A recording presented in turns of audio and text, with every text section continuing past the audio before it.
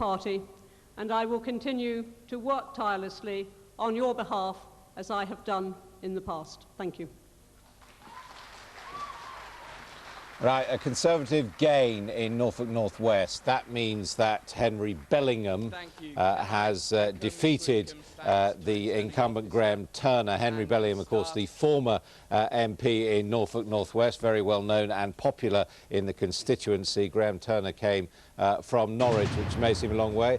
And there we have it. Blair has won the general election. Labour have an overall majority. This is on the basis of official declarations. Labour have won. Let's go over to Peter Mandelson. So you're over the top then? We're all over the top, but in a sober sort of way. And I think if you heard the Prime Minister speaking in his Trimdon constituency just now, you'd have heard that sober, realistic but determined Blair, who wants above all and is determined to ensure that his second term is a success, that he delivers on what we have promised during the course of this general election campaign, and I have every confidence that the government will. But you are absolutely convinced this is a new Labour win and that therefore those elements of old Labour still lurking in the party have got to shut up and lump it? Well, I don't think it's a matter of that. I think that you still see the Labour Party, to a very large extent, in rather old-fashioned terms. You see it as a party with, you know, which is divided, which is factional, which has the left and which has the right. I think you're about 10 to 15 years out of date. Well, I certainly raised this because you referred to old Labour when you were talking about Arthur Scargill, for example. I actually refer to him as old Labour, I mean ex-Labour, which is what he is. No, but that's what I'm saying, that old Labour, or the left-wing Labour, is now excluded, yeah? Well, they've excluded themselves. Nobody's thrown them out. And, Ms Mandelson, thank you for waiting to be with us. What about your own future now? No return to the Cabinet, is that right? No. It's not right? No, I don't believe so, but anyway, I mean, it seems absolutely pointless for me to start speculating about that in the middle of the night. When, first of all, it's not up to me. Secondly, when the Prime Minister's made clear that he doesn't intend to invite me back into the Cabinet, and I myself have not expressed any desire to go back into the Cabinet. I think that's where we must leave it. Will you go on living in hope of possibly coming back one day? I mean, you're, after all, staying in politics.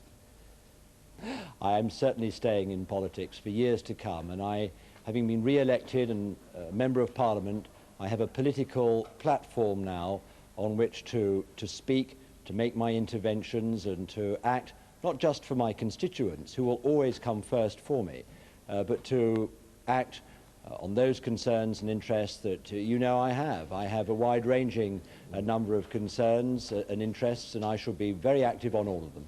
And what about the decision announced by Alistair Campbell tonight to retreat from the spotlight into a backroom role? Do you think that was a wise one? I thought he'd already made that announcement. I'm surprised he's made it again. Well, he has made it again. What do you think about it? I think, as in all things, whatever Alistair says or does must be right.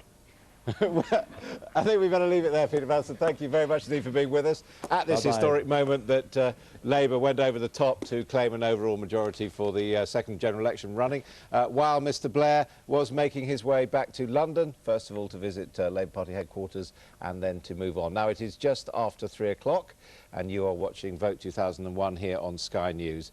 It is indeed official. A few minutes ago, Labour won the 2001 general election. Tony Blair has made history as the first ever Labour Prime Minister to win 2 general elections with a landslide overall majority. Labour passed the all-important 330-seat mark in the last few minutes. Mr Blair won his Sedgefield seat earlier this morning.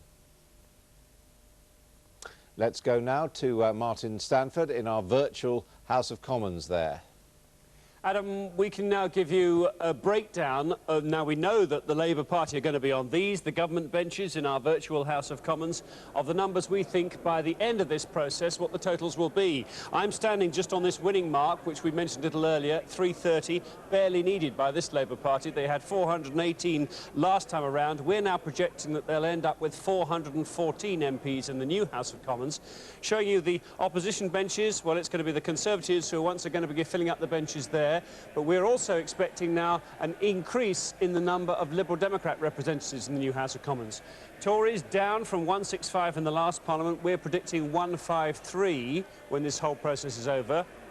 Liberal Democrats, 46 last time. We're now predicting they end up with 62, and the other parties, the national parties and so on, and the representatives from Northern Ireland coming in at the same as they were last time round at 30. Now, if that's right, Tony Blair ends up with a reduced majority. It's down to 169, but hardly matters, I suppose, as once again, and as we've mentioned several times this evening, they're making history. For the first time, the Labour Party will be returned with the prospect of running a full second term in office.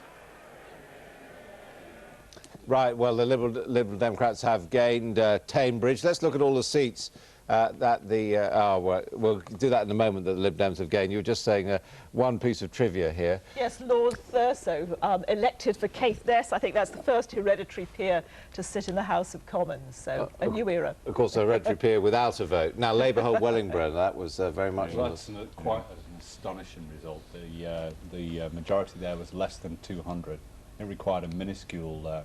and also St Albans. Yeah, well, I think you might be... Conservatives hold Orpington, a bit of a disappointment for Lib Dems. That is a disappointment. I mean, it's been such a good night that I guess I'm not going to cry over one, but would have liked to see that. Oh, right. We've held Twickenham. Vincent Cable there, holding Twickenham, a great deal to me. just down the road from Sky Centre. Let's have a look now at the Liberal Democrat gains of the evening. As you can see, they gained Cheadle, Dorset Mid, Guildford and Cambridge from the Conservatives, and Chesterfield, Tony Benn's old constituency, from Labour. Larry Whitty, what lies behind that? Well, I think there are very special factors in Chesterfield which relate to local issues and the local council. Liberal Democrats have had a good night, and they've taken one from us. But in general, it's been a night where the Liberal Democrats have taken votes and seats from the Tories. And we've more or less stayed there. One thing we really will enjoy, I think, is the fact that people who had small majorities before were in there, you know, with 50-odd votes, have now got major majorities, and also to see that very personal reward to Charles. Let's have a look at the Conservative gains now.